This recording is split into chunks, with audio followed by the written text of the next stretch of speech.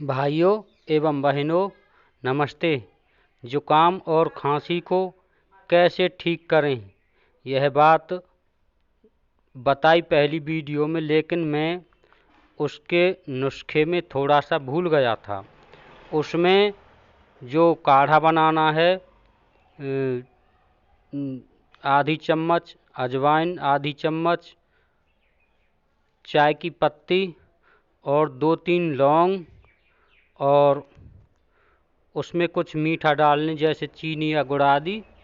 और फिर उसमें साथ में आपको अदरक भी डालनी है, कुचल करके, छेद करके, और तब उसे उबालना है। फिर उसे छान लेना है अच्छी तरह से, या फिर अदरक को हल्दी के साथ डाल सकते हैं, कुचल करके, छेद करके।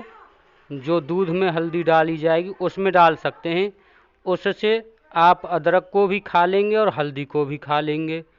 और जो छान करके चाय के रूप में उस काढ़े को फिर दोबारा दूध में उबाल करके और उसे में हल्दी और अदरक डालने, यह आवश्यक है।